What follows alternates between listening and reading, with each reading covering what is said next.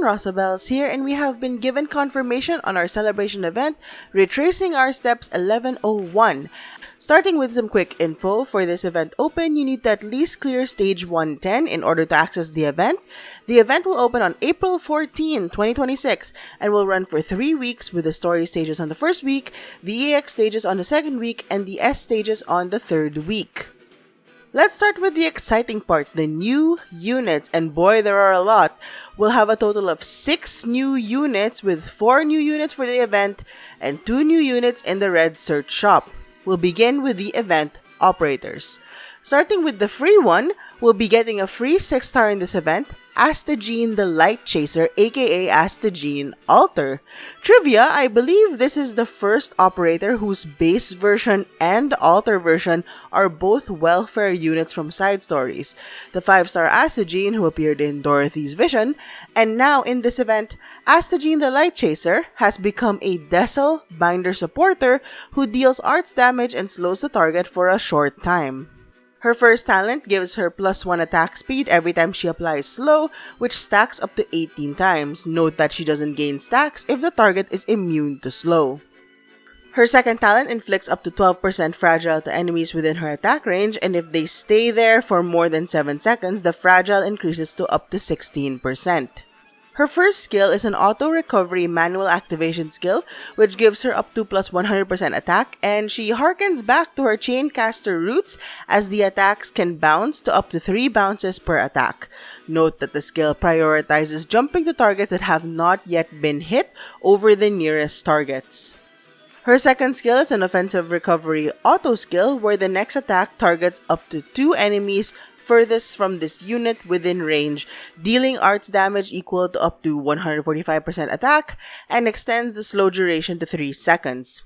In addition, it drags up to 3 enemies towards the target's location with moderate force, dealing additional and equivalent instance of arts damage to each. For her third skill, it is an auto-recovery manual activation skill, which expands her attack range, increases her attack to up to 70%, and reduces her attack interval by 0.7 seconds. She will lock onto 2 enemies to attack, and the targeted enemies will be linked. Each linked enemy will transfer an additional 25% of arts damage they will receive to other linked targets. Note that during this skill period, Astagine will only attack the linked enemies, and when the linked enemy dies or cannot be targeted, the link is immediately disconnected, and there is a short delay to transfer the link to someone else. The other 3 units will be available in the A Shared Oath of Guardianship limited banner. The first is our newest 5-star Snow Hunter. She's a hunter sniper, so the same class as Cold Shot and Ray, whose attacks consume ammo to increase attack. The ammo naturally reloads when they do not attack. Her talent sends a cloud-splitting beast towards her target upon skill activation, which deals up to 185% of attack as physical damage and inflicts cold for 3 seconds. Her first skill is an offensive recovery auto skill, which increases the attack of her next attack to up to 230% at M3. Her second skill is an auto-recovery manual activation skill, which immediately fires a special bullet that hits twice, dealing up to 220% of attack as physical damage, and this increases to up to 260% of attack against stationary targets. This skill can hold 2 charges. Up next, we have the standard 6-star in the banner, Pramanix the Prerita or Pramanix Alter. Our 5-star Hexer has now become a Phalanx caster, so the same class as Carnelian and Lynn.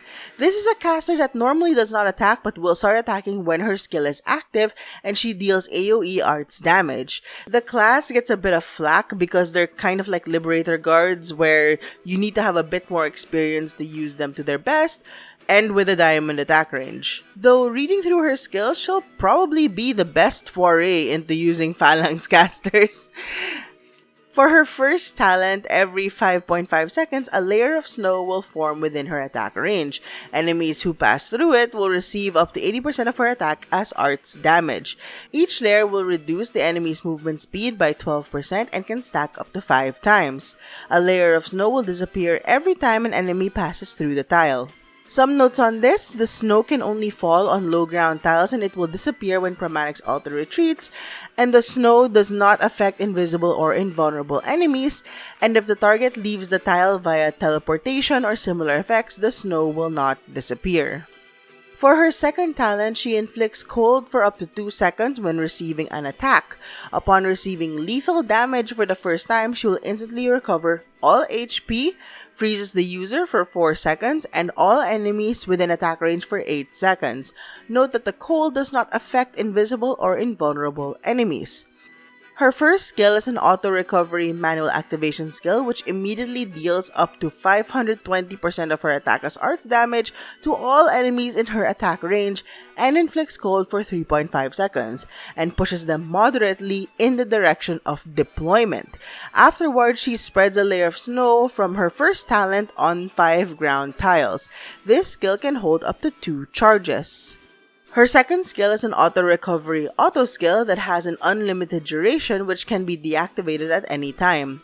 Once activated, she'll start attacking normally, where each attack deals up to 380% of her attack as arts damage. When a tile has more than 5 layers of snow, it will spread 1 layer of snow onto surrounding tiles up to a maximum of 20 tiles. Enemies on snow tiles will receive 20% of attack as arts damage per second in addition to her talent, and are inflicted with cold for 5 seconds when exiting a tile. When the layers of snow stacks reaches 5 on the tile with the blue box will freeze. This means enemies will have to attack it a few times in order to get through. Honestly, as an AFK girly, I'm so excited for her second skill. For her third skill, her attack range expands and she lures all enemies within range to nearby ground tiles for 10 seconds. This increases the generation speed of the layers of snow by 1.5 seconds. Her attack increases by up to 100% and attack speed by 30. Deals arts damage equals to up to 260% of attack, and each attack will ignore 10 resistance. I'm so amazed that she's the standard unit, if I'm being honest. She sounds so fun to use.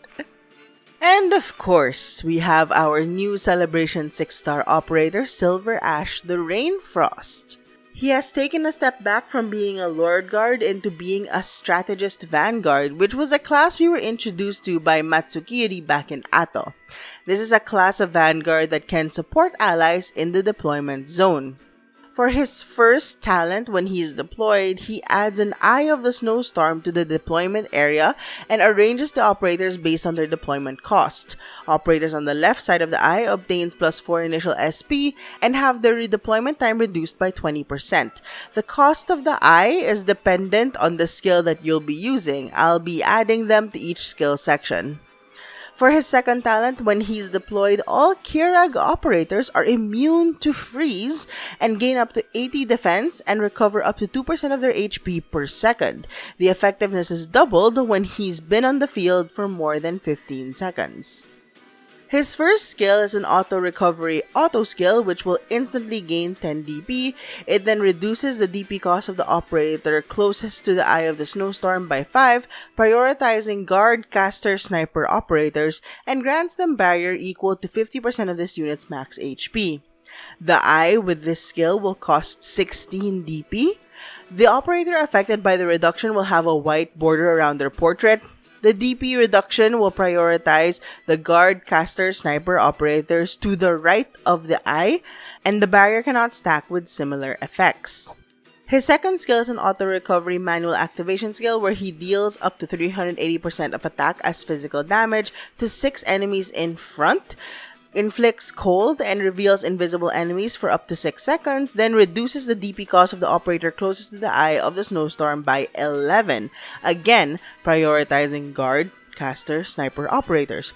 Operators on the left side of the Eye of the Snowstorm can trigger the damage effect of this skill upon deployment once, using their own attack for a maximum of 2 times.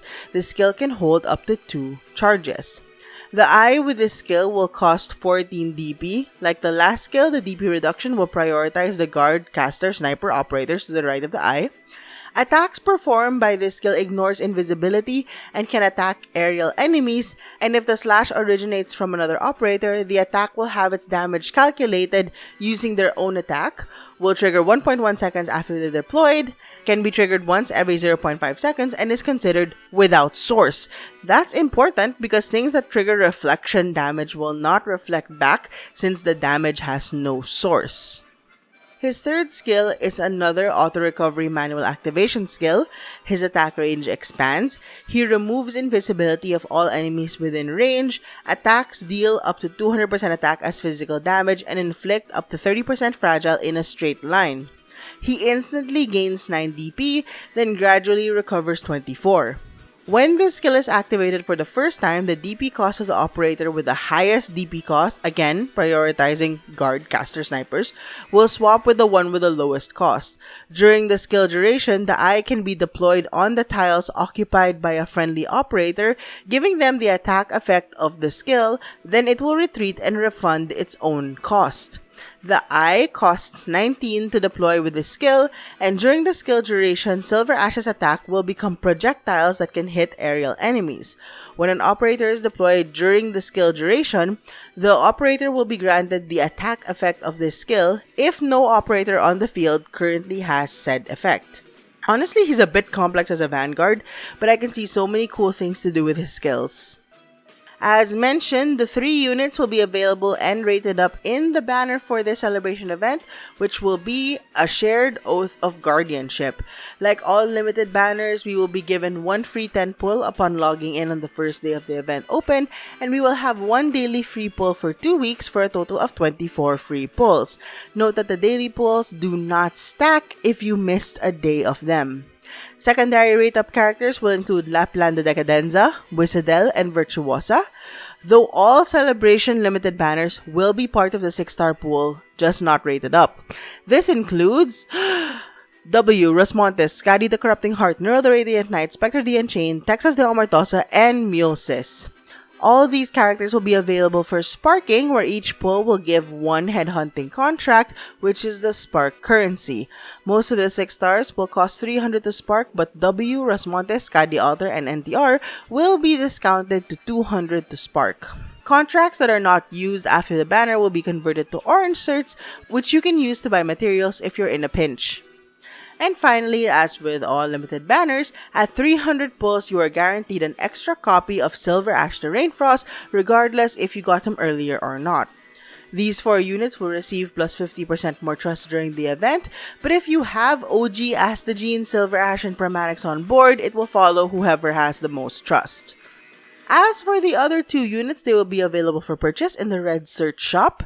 The first is the new 4-star Accord, who is a blast caster, aka the Ifrit class, who deals AoE arts damage in a long line. Her talent gives her additional attack when there is another operator within range. Her first skill is an auto-recovery auto skill where the next attack deals up to 200% attack as arts damage, and this can store up to 2 charges.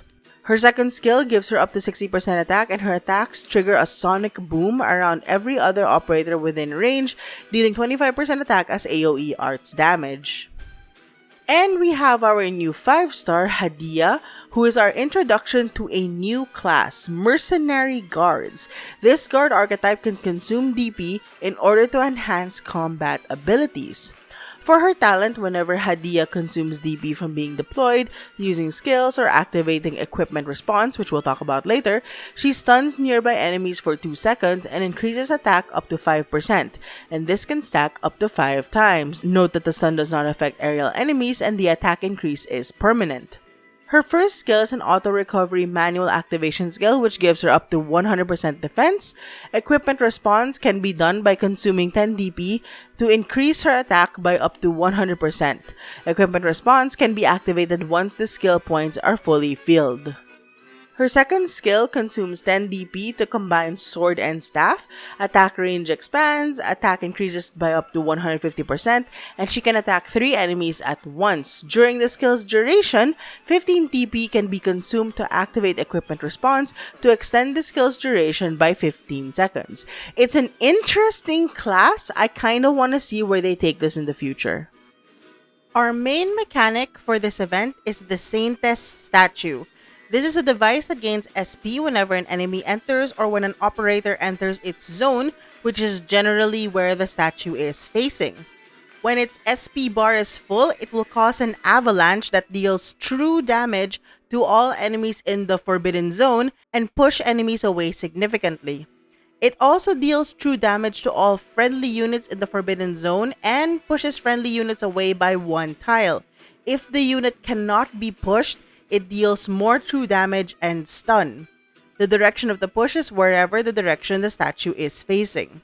It seems manageable at first, but I predict the statue will be a headache in the more challenging stages. Completing all the stages and challenge modes will award a total of 41 OP. The farmable tier 3 items are sugar packs, RMA 7012s, and compound cutting fluids. Clearing the stages will also reward multi-purpose snow detectors, which is the event currency and can be used to purchase items in the event shop. Some notable items in the event shop include Astagine the Light Chaser potentials, 3 headhunting permits, the usual furniture, resource and materials, cardigans, Cheerful Guardian skin, and Jessica's Clivia skin from the old CC in case you missed them. And of course, the unlimited Loxic calls, manganese ores, and a new addition to the unlimited shop, grindstones. Thank goodness, because I have over 600 of the other two and I need another thing to farm. For new players, I suggest you prioritize getting Astagine potentials and the furniture. This is because you will be able to exchange these for distinctions and purple certs when this event reruns next year, and you don't want to regret them 75 distinctions. Other updates there will be a thank you celebration login event where we can get some random resources as well as a furniture item and this adorable skin for Estelle. We will also have the Holy Mount Carlin Wish Board for the first 2 weeks of the event, where you can pull tickets and get 200 to 800 random daily. If you haven't gotten it yet, you can log in to get the celebration background. For quality of life updates, Emergency Sanity Concentrate, Emergency Sanity Booster, and Emergency Sanity Sampler will now be automatically used upon its expiration date, although the sanity increase still cannot exceed the cap of 999. Also, our clues would be optimized in the base such that we can just press a button to automatically fill in clues and transfer clues. And there are also changes in supports. There are no more level restrictions with skill levels when using non-friend supports. Akafuyu and Kaltsit will be added to the recruitment pool, and with this update that means the recruitment will refresh when the event updates, so make sure there are no top operator tags up before the update. Speaking of recruitment, we'll be given a free top operator recruitment tag after the update. Again, this will be refreshed on the update, so if you have one before, use it. For operator updates, we'll start with a faction update. Aurora, Cliffheart, Kjerag, and Pramanix will have their factions changed from Carlin Trade to Kjerag. In addition, Carlin Trade will become a sub-faction of Kjerag, so Gnosis' talent, 2 paths, 1 goal, will reflect on this, now affecting all Kjerag operators, and of course, anything that affects Kjerag operators will automatically affect Carlin Trade operators. Operator records and/or paradox simulations will be added for Degenbreaker, Astagine the Light Chaser, Kichisei, Civilite Eterna, Lava the Purgatory, and Snow Hunter. For operator modules, some of our new units will be immediately getting their class module. Snow Hunter will have her X module, which will give her an additional trait that when her ammo count is empty, the next reload will give an additional +1 ammo. At level 3, it will improve her talent such that the Cloud Splitting Beast deals 25% attack as physical damage. Astagine the Light Chaser will have her Y module, which will increase the slow duration of her base attack at level 1. And at level 3, it will improve her first talent by increasing the attack speed stacks she can have to 25. And if she is at maximum stacks, she will get an additional 12% attack. Pramanix the Prerita will have her X module, which will increase her damage with the number of enemies in her attack range by 3% per enemy. At level 3, it will improve her first talent by decreasing the time of the snow production to 5 seconds and increasing the damage to 100% of her attack. Also at level 3, she will immediately create 1 layer of snow in her attack range on deployment. Arts Protector Defenders will be receiving their class module, which will improve their class trait and add the stipulation that when they are attacking or attacked by an enemy, they deal 10% of attack as arts damage to the enemy. Leveling up the module will also improve their talents. For Hoshiguma the Breacher, for instance, it will improve her second talent, such that she also receives an additional 15% attack when she achieves full tenacity. Vina Victoria will also be receiving her Y module, which will give her a new trait such that the enemies blocked by her or her summons will be inflicted with 10% fragile. At level 3, it will improve her second talent, which will increase the duration of frighten she inflicts to 6 seconds. This is doubled for elite and leader enemies. In addition, she and her summons will deal 15% more damage to frightened enemies. We'll be getting 2 more specialized modules for integrated strategies. Gnosis module will give him a new trait that in IS, enemies inflicted with cold or freeze will receive 50% of attack as arts damage every 0.5 seconds. At level 3, it will improve his first talent such that in integrated strategies, enemies under cold status will be inflicted with 25% fragile while Gnosis is on the field, and this is doubled if they are frozen. Enemies under cold or freeze status will have their fragile gradually increase by 5% with each second, up to 80% max. And Kjerag operators can inflict 4 seconds of cold towards enemies within their attack range whenever they activate their skills. Holohea's module will let her ignore 10 res, and when enemies enter the blue box, she recovers 30% of her SP and IS. At level 3, it will add to her first talent that in integrated strategies, Holohea's first deployment will grant 1 objective shield. For subsequent deployment onwards, the first enemy to enter a blue box will cause all enemies on the field to be levitated for 15 seconds. Holohea's skills will inflict levitate and damage an enemy and the other enemies around them. Store updates now. In case you missed it in the old CC and in episode 16, Rope's Imp's House skin will be permanently available for purchase in the yellow and blue Cert stores. We'll have 2 new furniture sets available for purchase in the furniture store. Moving on to the skin store, we will have 4 new skins available for purchase, which includes a special live 2D skin for Civilite Eterna and Laplanda Decadenza, a live 2D skin for Vina Victoria, and a skin for Holohea. There will also be a rerun of a lot of skins like this special live 2D skin for Wizardel, Executor the Fodderer, Virtuosa, W, Muses, Passenger, Molnar, and Skadi the Corrupting Heart. A live 2D skin for Muses, Skadi the Corrupting Heart, Texas the Omertosa, Texas the Omertosa again, Spectre the Enchained, Rosmontes, and Neural the Radiant Knight, and a skin for Warmy, Bagpipe, Ashlock, and Absinthe.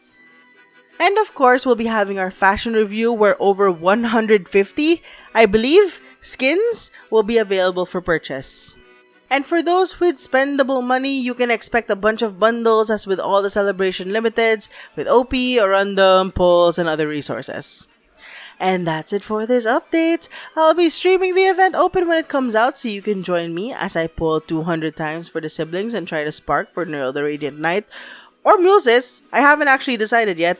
It's been a while since I've streamed an event, so I'm excited to get back into it and hang out with you guys.